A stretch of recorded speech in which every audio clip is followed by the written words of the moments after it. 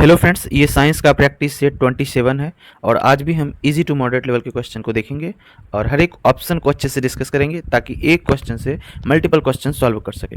तो वीडियो को स्टार्ट करने से पहले जो भी फर्स्ट टाइम चैनल पे विजिट किए चैनल को सब्सक्राइब कर लेना ताकि वीडियो का नोटिफिकेशन आपको मिल सके। तो फर्स्ट क्वेश्चन है, ऑक्सीजन के एक अणु का द्रव्यमान है। ऑप्शन है 32 ग्राम, 16 ग्राम, 48 ग्राम, कोई नहीं या एक से अधिक। तो इस क्वेश्चन का राइट आंसर हो जाएगा 32 ग्राम। क्यों?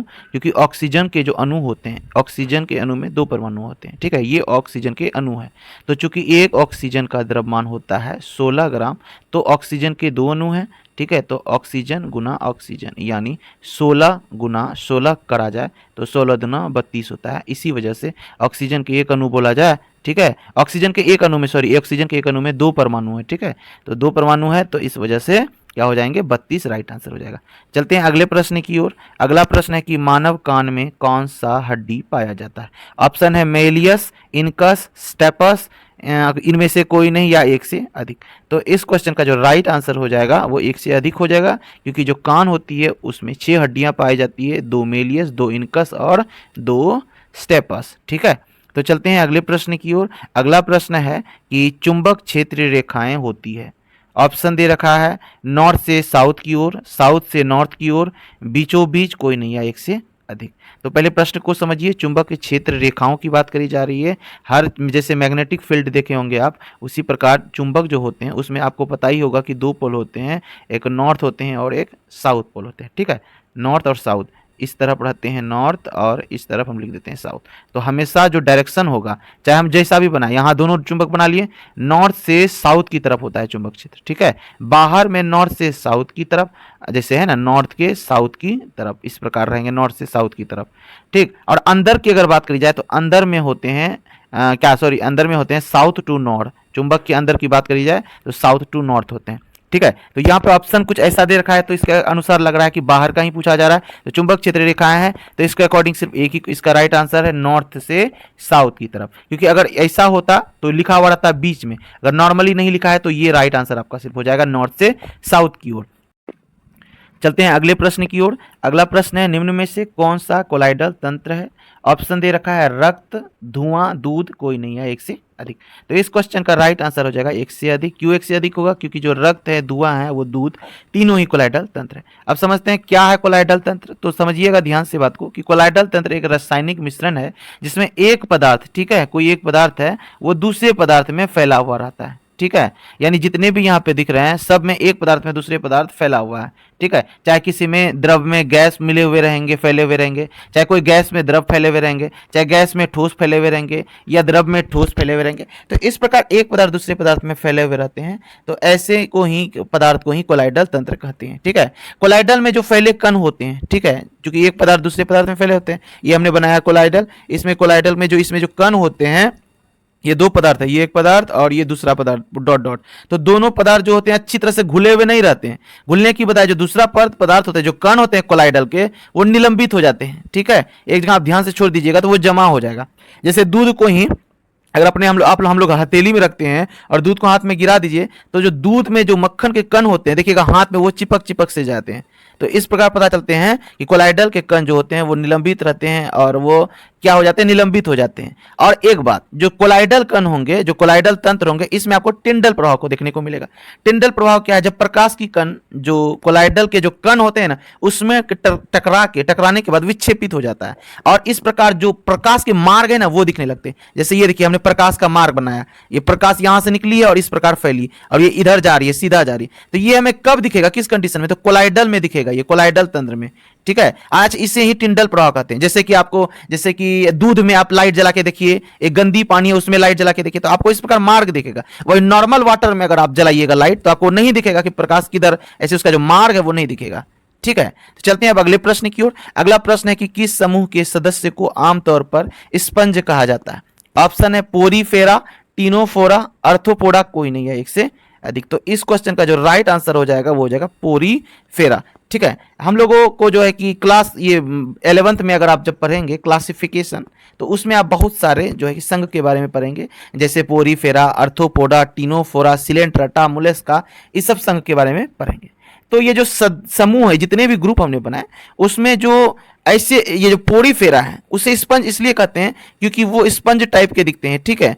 वो उसमें बहुत सारे पोर होते हैं, बहुत सारे पोर होते हैं, छोटे छोटे पोर से ही जो भी भोजन के कण वगैरह अंदर जाते हैं, और ऊपर एक बड़ा सा छेद होता है जिसे कि ऑस्कुलम कहते हैं, और जो भी खाते हैं वेस्ट प्रोडक्ट उत्सर्जन होना होता है तो इसी ऑस्कुलम के द्वारा बाहर निकलते हैं, और वो थोड़ा सॉफ्ट होते हैं, इसी वजह से इसको पोरीफेरा कहते हैं, ठीक है। और जो अर्थोपोडा है, सबसे बड़ा संघ अगर पूछा जाए एग्जाम में कि सबसे बड़ा संघ कौन सा है, तो अर्थोपोडा का टिक मारना, सबसे बड़ा संघ कहे तो, ठीक है। चलते हैं अगले प्रश्न की ओर। अगला प्रश्न है आपका कि प्रक्षेप गति के दौरान कौन सी राशि संरक्षित रहती है।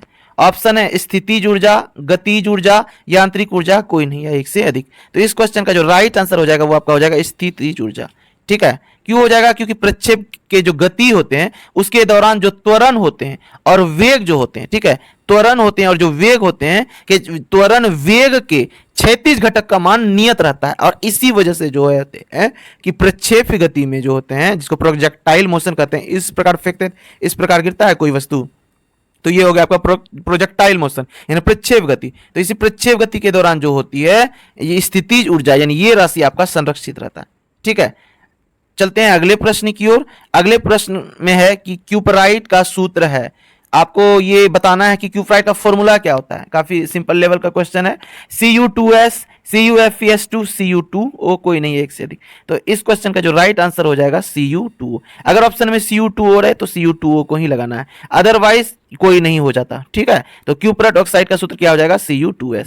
इसे कहते हैं कॉपर फेरस सल्फेट, इसे क्यूपरस ऑक्साइड, ठीक है। और ये सिर्फ जो होते हैं कॉपर सल्फेट, इसी को क्यूपराइड भी कहते हैं। चलते हैं अगले प्रश्न की ओर। अगला प्रश्न है कि हरित लवक में राइबोसोम पाया जाता है, ठीक है। जो कोशिका होती है, ठीक है, उसमें कुछ कोशिकांग होते हैं। जो पादप कोशिका होती है, जो पादप कोशिका होती है उसमें हरित लवक पाए जाते हैं, आपको पता भी होगा। इसी वजह से पत्ते हरे भी दिखते हैं, इसी वजह से प्रकाश जो फोटोसिंथेसिस कर पाता है, प्रकाश संश्लेषण किसकी वजह से कर पाता है? इसी हरित लवक की वजह से। क्योंकि हरित लवक जो होते हैं इसमें ऐसे वर्णक पाए जाते हैं जो प्रकाश को क्या करते हैं? अवशोषित करके ऊर्जा को स्टोर रखने में ये मदद करते हैं, और इसी वजह से फोटोसिंथेसिस हो पाता है, ठीक है। तो हरित लवक में ये बात ध्यान दीजिएगा कि इसका खुद का राइबोसोम और डीएनए होता है। जिस प्रकार माइटोकॉन्ड्रिया में भी खुद का राइबोसोम और डीएनए होता है, उसी प्रकार हरित लवक में भी होता है। तो ये बात भी एक क्वेश्चन बन जाती है कि किसमें किसमें खुद का राइबोसोम और डीएनए पाया जाता है, तो हरित लवक और माइटोकॉन्ड्रिया हो जाएगा। अब कौन सा पाया जाता है? जो माइटोकॉन्ड्रिया में भी पाया जाता है वो हरित लवक में भी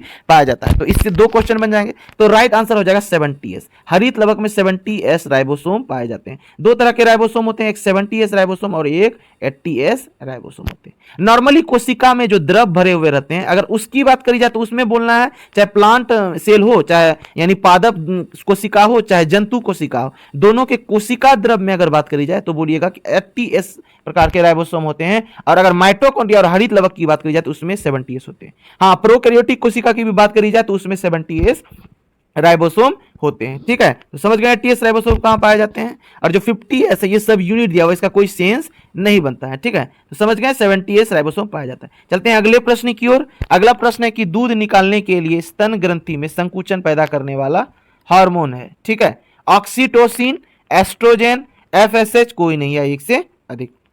तो इस क्वेश्चन का राइट आंसर हो जाएगा आपका ऑक्सीटोसिन। तो सबसे पहले जान लीजिए ऑक्सीटोसिन स्रावित कहां से होता है? जो फीमेल होती है, जो महिलाएं होती है, उसके जो ओवरी होते हैं, जिसको अंडाशय कहते हैं, ओवरी से ये ऑक्सीटोसिन हार्मोन जो होते हैं स्रावित होते हैं, ठीक है, जो कि महिलाओं में दुग्ध निकालने के लिए स्तन ग्रंथियों में संकुचन पैदा करता है। यहां तक कि जब महिलाओं में प्रसव क्रिया होने वाली होती है उस टाइम भी ये ऑक्सीटोसिन हेल्प करता है। जो पेन उठाता है महिलाओं में, वो ऑक्सीटोसिन हार्मोन ही उठाता है। और ये जो एस्ट्रोजन हार्मोन है इसे मेल सेक्स हार्मोन कहते हैं, ठीक है, इसे मेल सेक्स हार्मोन कहते हैं। और FSH का काम दोनों में देखने को मिलेगा आपको, महिला और पुरुष दोनों में। तो FSH महिलाओं में क्या करते हैं, जो ओवरी के अंदर ग्राफियन फॉलिकल बनते हैं जिसमें ओवा रहते हैं, ठीक है, जो अंडाणु रहते हैं, वो किसके वजह से ग्रो कर पाते हैं? ग्राफियन फॉलिकल जो बनते हैं वो FSH की वजह से ही बनते हैं। FSH हाई होते हैं तो उसी टाइम जो होते हैं 14 दिन के अंदर महिलाओं में ये ग्राफियन फॉलिकल बनते हैं। फिर 14वां दिन जो होते हैं, 14 दिन के बाद ये अंडाणु जो होते हैं और फैलोपियन ट्यूब्यूल्स में चले आते हैं, यानी ओविडक्ट में चले आते हैं, जहां पे स्पर्म आके फर्टिलाइज्ड करते हैं। चलते हैं अगले प्रश्न की ओर। तो ये था आज का आखिरी प्रश्न। अगर इसी तरह की वीडियो आपको अच्छी लगती है तो वीडियो को लाइक कर देना और अपने दोस्तों से वीडियो को शेयर करना, और जो भी चैनल पर नहीं हो चैनल को सब्सक्राइब कर लेना ताकि वीडियो का नोटिफिकेशन आपको मिल सके।